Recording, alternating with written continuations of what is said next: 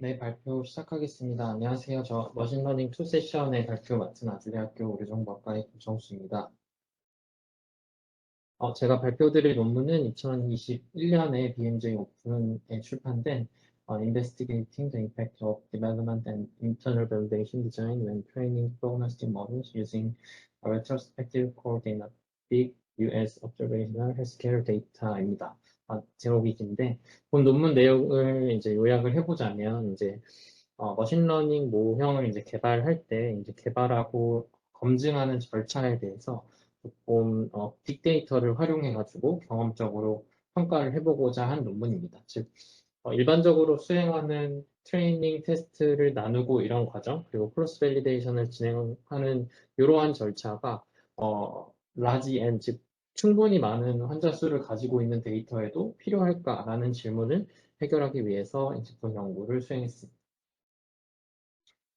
오버피팅은 이제 머신러닝 모형을 개발할 때 이제 흔히 발생하는 문제인데, 이제 학습시킨 데이터에 과도하게 모형이 적합을 하기 때문에 이제 외부 데이터 혹은 이제 새로운 데이터에 대한 성능이 저하되는 것을 말합니다. 그래서 이를 해결하고 조금 더 제너럴한 성능을 얻기 위해서 대표적으로 이제 뭐 부트스트랩이나 크로스 밸리데이션과 같은 방법을 진행하게 됩니다.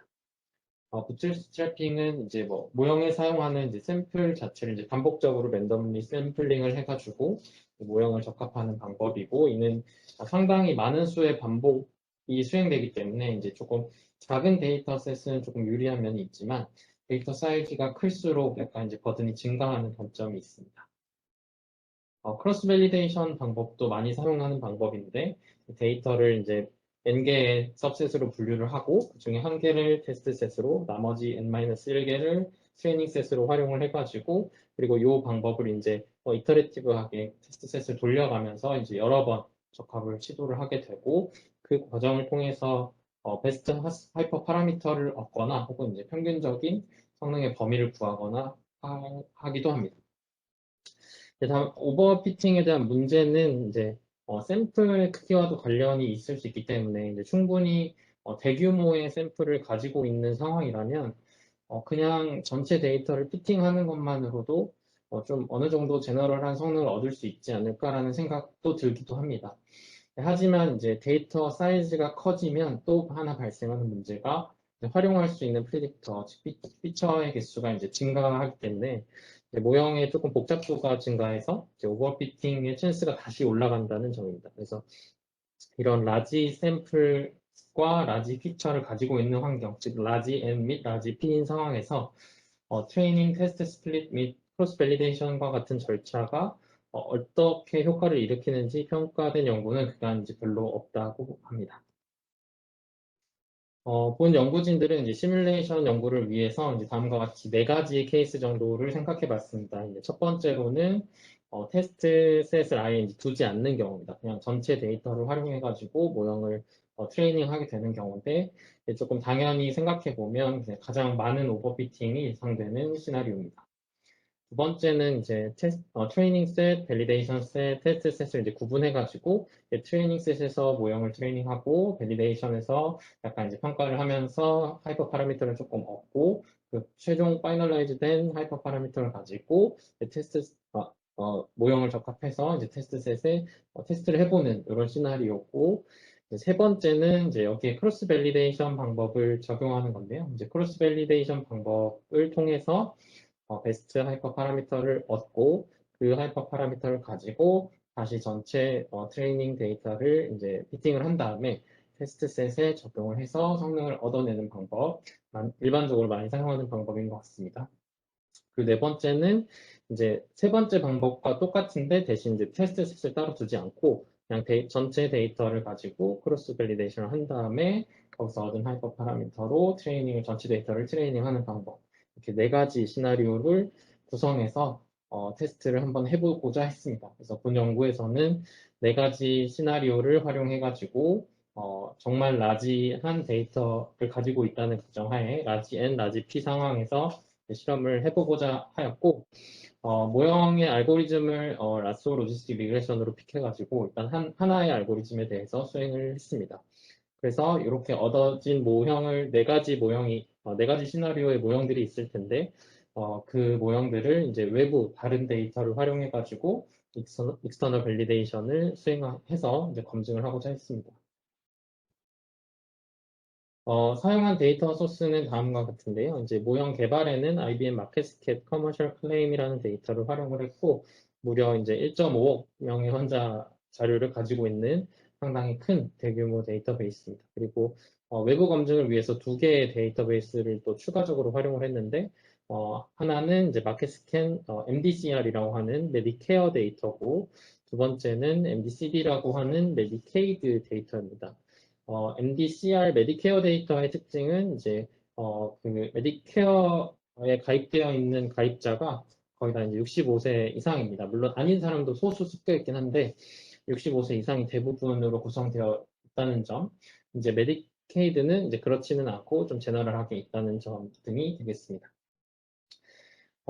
이제 모형을 만들려면 어떤 이제 태스크가 필요하기 때문에 여기서는 이제 우울증을 이제 진단받은 환자에서 특정 기간 1년 이내에 어, 어떤 아웃컴 이벤트가 발생하는지를 이제 태스크로 잡았고 샘플링을 통해서 이제 마켓스캔 커머셜 클레임 데이터베이스에서 50만 명을 추출해가지고 그 데이터를 활용했습니다.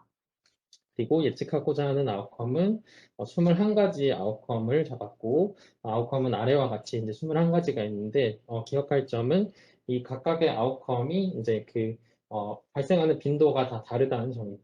그래서 굉장히 적게 발생하는 아웃컴도 있고, 조금 더 많이 발생하는 아웃컴도 있어서, 이 아웃컴의 레어니스에 따라서 이제 자기들이 시나리오를 적용해 보면서 아웃컴의 그 비율이 달라짐에 따라서 혹시 뭐 또 달라지는 게 있는지 이런 것들도 보고자 했습니다.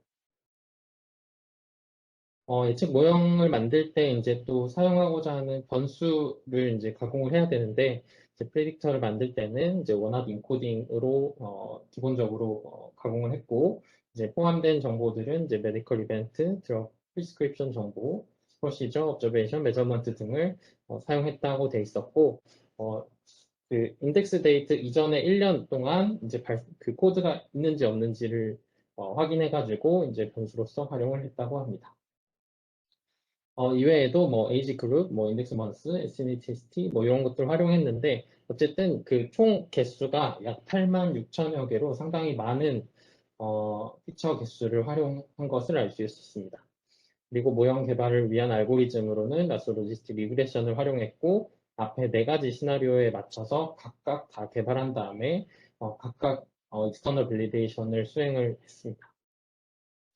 그래서 이제 표로 정리를 해보면 이제 디자인이 이렇게 여러 개가 있는데 그리고 크로스 밸리데이션의 경우에는 이제 홀드를 몇 개로 하냐가 또 달라질 수 있는데요. 이제 여기서는 3개, 5개, 10개인 상황을 또 가정해가지고 이렇게 이제 경우의 수를 만들어서 시나리오대로 모형을 만들고 검증을 했다고 합니다. 이제 모형을 평가할 때는 이제 기본적으로 AUROC, AUPRC 그리고 캘리브레이션을 보기 위해서 이 statistics라는 것을 또 계산해가지고 제시를 했고, 익스터널 밸리데이션을 하게 됐을 때 이제 성능을 평가할 때는 그 인터널 밸리데이션 한 것과의 차이를 이제 계산을 해가지고 이제 인터널과 익스터널 밸리데이션의 차이가 이제 많이 떨어지는지, 물론 이제 대부분 떨어진다고 가정을 하면 이제 외부 검증 한 과정에서 대부분 떨어진다고 생각을 했을 때 얼마만큼 많이 떨어지는지 이제 좀 오버피팅이 되어 있는 모델인 경우는 아무래도 더 많이 떨어질 것이다라고 생각이 되기 때문에 이런 지표들을 다 계산을 해가지고 제시를 했습니다. 그래서 결과입니다. 그래서 이제 사용한 데이터셋은 이제 다음과 같이 이제 디벨롭먼트 데이터셋 50만 명, 그리고 MDCR 데이터셋 약 16만 명, 그리고 MDCD 데이터셋 약 53만 명 정도의 데이터를 활용을 했다고 하고 말씀드린 것처럼 MDCR 메디케어 데이터 같은 경우는 이제 연령대가 조금 높습니다. 그래서 평균 연령이 약 75세로 디벨롭한 데이터보다 상당히 높은 걸 확인할 수 있습니다. 그리고 기저질환 같은 경우도 당연히 거의 대부분 높은 비율을 보이고 있었습니다. 제시된 이제 피규어가 조금 이제 보시기가 쉽지는 않은데 AUROC, AUPRC 그리고 칼리브레이션에 해당하는 이 스태티스틱스를 이제 각각의 시나리오와 각각의 해당하는 시나리오대로 포인트를 다 그려가지고 제시를 한 겁니다. 그래서 조금 멀리서 바라보시면 이제 각 그래프가 A는 AUROC, B는 AUPRC, C는 E스탯인데 왼쪽에서 오른쪽으로 갈수록 아웃컴의 인시던스가 낮은 순에서 높은 순으로 이제 정리를 했기 때문에 전체적으로 보면 AUROC는 커브 이렇게 약간 플럭츄에이션은 있지만 뭔가 아웃컴 인시던스에 따라서 크게 뭔가 경향이 좀 보이지는 않는 것 같고 AUPRC랑 그다음에 이스탯의 경우는 아웃컴 인시던스가 조금 증가할수록 뭔가 이제 일관된 방향으로 좀 보이는 것이 확인되었다고 말하고 있었습니다.